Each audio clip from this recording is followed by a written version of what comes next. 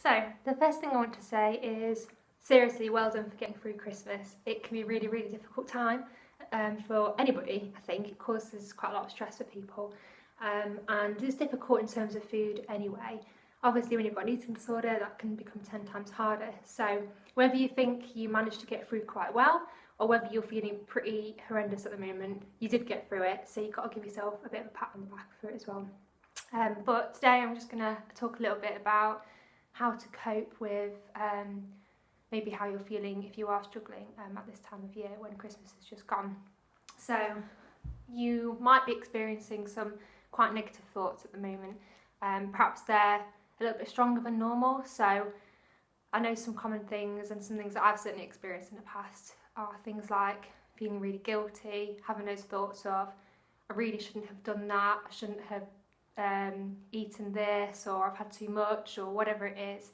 And obviously a lot of these thoughts are lies, and there might be times where you can see that, but a lot of the time those thoughts are really, really strong and pretty hard, if not almost feeling impossible to ignore. So it's really important to have some way to try and be kind to yourself and help yourself get through this as well.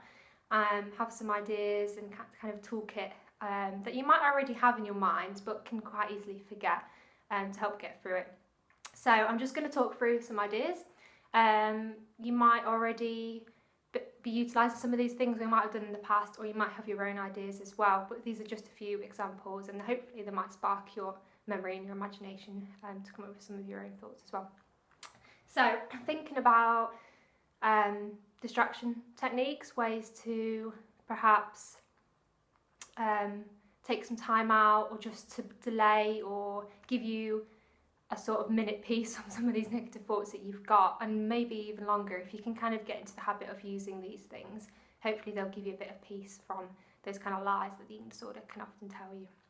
So I'll start off by talking about things that might distract you in your own, a lot of these are in your own home, and one of the first things that came to mind when thinking about this was things that make you feel calm.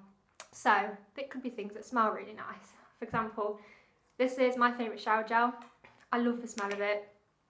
It's really, really sweet, and you don't necessarily think about things like this, but that actually can be really useful if you just feel like you just need a little bit of comfort. Something that smells quite nice can be a good way to kind of, it does make you feel good, doesn't it? And sometimes it can be like feeling things, it could be smelling things, it could be loads of different stuff, but I think it can be a really good thing to utilise. And it's really easy to get, like you've probably got something in your bathroom like shower gel that smells really nice, and it's quite comforting. You might have something like a favourite perfume as well, which you can just spray on, and there might be memories, there might be somebody that bought you this perfume in the past, or that you've worn it at a time where you were happy or enjoying yourself. So just going to get these things in your house, just to smell them, that can kind of help with breathing as well. If you can smell something that is nice, it can just give you a minute to just kind of like take it in and just calm yourself down.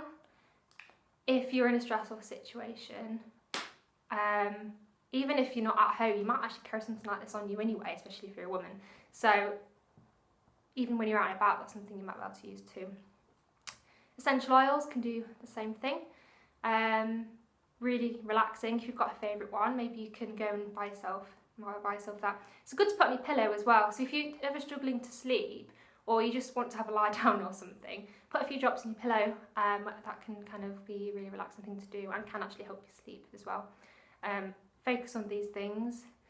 I don't know if anybody's ever heard of anything like the 3-2-1 method, which you can use things like smells as well. So normally what you do is you go somewhere, or just wherever you are. It can be in that moment if you're out and about, or it could just be that you sit for a minute at home and you close your eyes, or you might want to open them depending on what 3 things you do, but you choose 3 things that you can see, smell, hear, touch, etc. So you might start off, you sit there and you go, okay, what 3 things can I hear? Take a minute to have a think about what you can hear around you. So, for example, now I can hear somebody moving around in the office there. I can hear somebody talking downstairs. and I can hear the sound of my own breathing. And then you think of two things, so two things that you perhaps can see. So two things I can see in this room might be a lavender oil here, and I can see a table. And then you think of one thing that you can perhaps say feel. So I can feel the cushion that I'm sat on.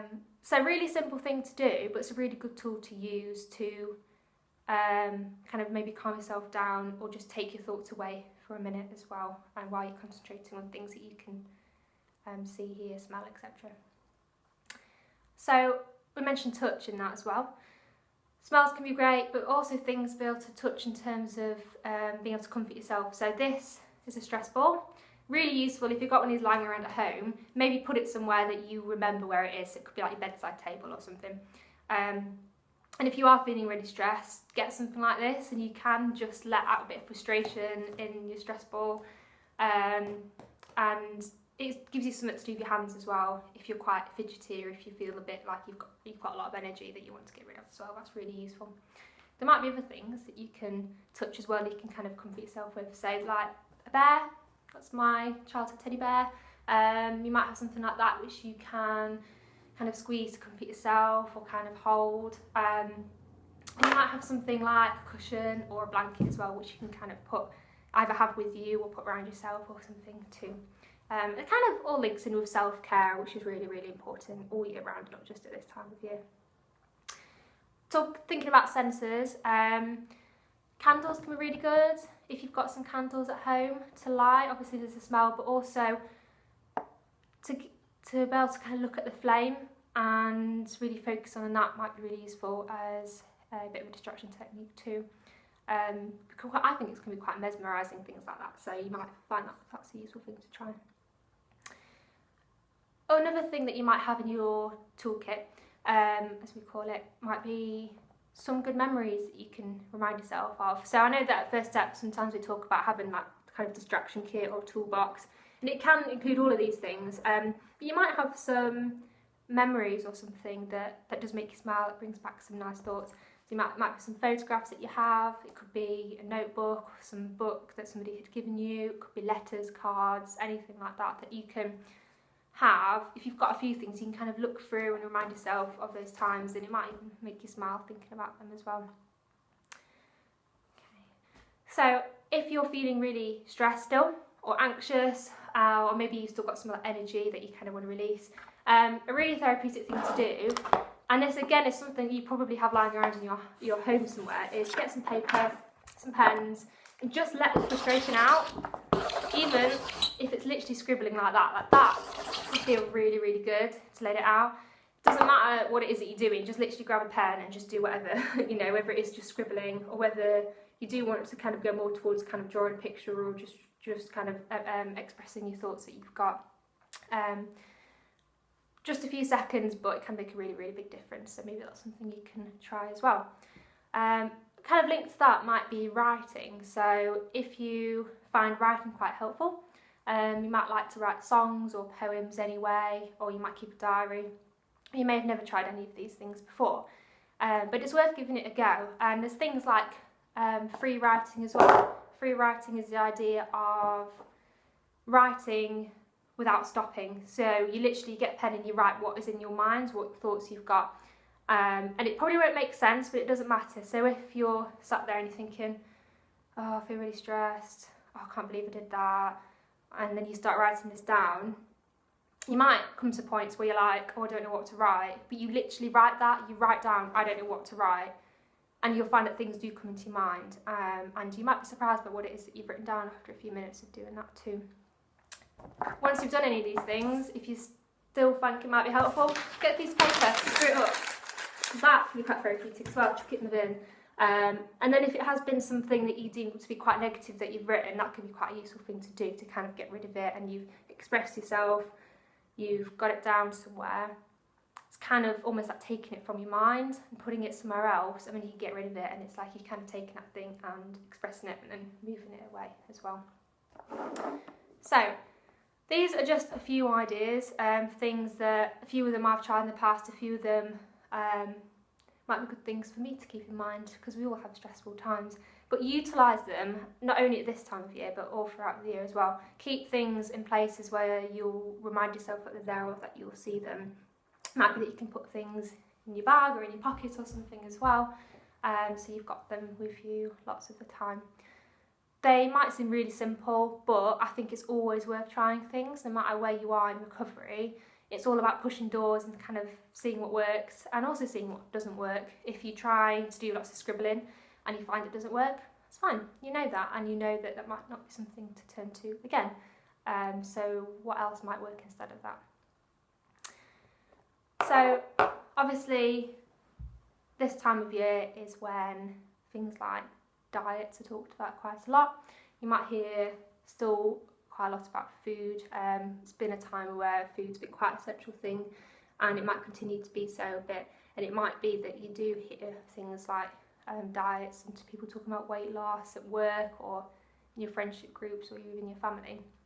Just a couple of reminders that just because somebody is talking about something like diets doesn't mean that it's anything to do with you. It's very easy to think, why are they talking about that in front of me? Is it something to do with me? Should I be doing it? And you start to question it, don't you? You start to kind of question yourself. Just remember that it doesn't necessarily have anything to do with you. Unfortunately, we seem to have this bit of mindset, I don't know if it's just kind of a UK thing, I don't know, but where it's a lot of people are talking about maybe losing a bit of weight after Christmas, but that certainly does not apply to anyone, and it's not really a helpful thing to be out there so much. And it might mean that you try and avoid things like magazines or certain TV programmes. If you need to do that, if you need to stop getting that magazine for the next month, then do it if it's going to be helpful for your recovery to do so. If friends or people, colleagues, whoever it is, are talking about unhelpful things like diets, it might be really beneficial for you to step away from that situation. Either remove yourself and just go, if you're at work, you know, go back and find something else to do that's kind of away from those people. Or if you're comfortable enough, maybe you can say,